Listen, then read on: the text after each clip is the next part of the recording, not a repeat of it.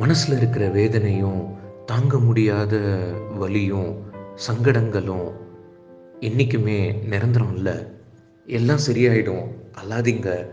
இப்போ என்ன ஆயிடுச்சுன்னு இப்படி உடஞ்சி போய் அழுது வேதனைப்பட்டு உங்களை நீங்களே கெடுத்துக்கிறீங்க அப்படின்னு பல பேர் ஆறுதல் சொல்கிறதும், ஏன் நானே சொல்கிறதும் இயல்பு தான்.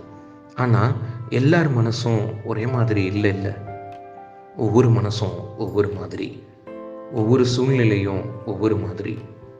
எனக்கு ஒரு விதமான சூழ்நிலை, ஒரு விதமான பிரச்சனை அப்படின்னா உங்களுக்கு ஒரு விதமான சூழ்நிலை, ஒரு விதமான பிரச்சனை. அப்படி இருக்கிறப்போ ஒருத்தர் ஆறுதல் சொல்கிறது ஈஸி.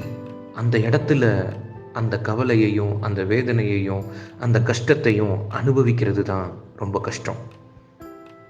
ஈஸியாக எல்லாரும் ஆறுதல் சொல்லிடலாம். தலைவலியும் காய்ச்சலும் அவனுக்கு வந்தால் தான் தெரியும்னு பெரியவங்க சொல்லுவாங்க. கேட்டுட்ருக்கீங்க பில்லு, நான் அவங்க கூட பேசிகிட்ருக்கேன்.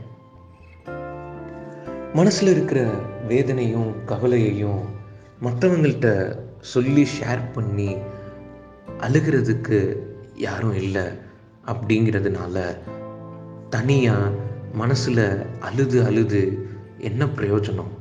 உடம்பும் மனசும் கெட்டு போனது மட்டும்தான் மிச்சம். அதுக்காக அடுத்த நாள் வேலையை பார்க்கணும் அப்படின்னு மனசில் இருக்கிற வேதனையையும் வலியையும் கஷ்டத்தையும் மனசுக்குள்ளேயே பூட்டிக்கிட்டு பாட்டு கேட்குறது, சிரித்து பேசுறது அப்படின்னு நம்ம மைண்டை டைவெர்ட் பண்ணுறது ஒரு சில சூழ்நிலைகளுக்கு சரியாக அமைஞ்சாலும் அது மிகப்பெரிய மன அழுத்தத்தை ஏற்படுத்துங்கிறது தான் உண்மை. மனசில் என்ன வேதனை இருந்தாலும் என்ன வலி இருந்தாலும் மனசு விட்டு அழுகணும்.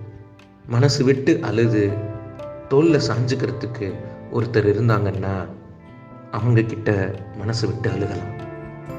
அப்படி யாரும் இல்லை, தனிமையில் தவிக்கிறீங்க அப்படின்னா உங்களுக்கு நீங்களே தான் ஆறுதல்னு மனசில் இருக்கிற கவலைகள் எல்லாத்தையும் தேம்பி அழுது தீர்த்துட்டிங்கன்னா மனசு ரிலாக்ஸ் ஆகிடும். ஒரே ஒரு முறை மனசு விட்டு எல்லாத்தையும் நமக்கு நாமே இன்ட்ராக்ட் பண்ணி அழுதுருங்களேன், எல்லாம் சரியாயிடும். மனசில் இருக்கிற வேதனை, மனசில் இருக்கிற கவலைகள் எல்லாத்தையும் வெளியே கொட்டி தீர்த்துருங்க. மனசு ஒரு பூந்தொட்டி மாதிரி, அதை என்றைக்குமே சந்தோஷங்கிற தண்ணியை ஊற்றி ஃப்ரெஷ்ஷாக வச்சுக்கணும். கவலைகள், சங்கடங்கள், வேதனைகள், வருத்தங்கள்ங்கிற பல குப்பைகளை மனசில் போட்டு அதை குப்பை தொட்டியாக வச்சுருக்கோம். அதுக்கு விளைவாக மன அழுத்தம் மட்டுமே மிஞ்சும். மன அழுத்தத்தை நாமளே தேடிக்காம மனசு விட்டு அழுதுருங்க, எல்லா பிரச்சனையும் சரியாயிடும். கேட்டுட்ருக்கீங்க பில்லு, நான் உங்க கூட பேசிகிட்ருக்கேன்.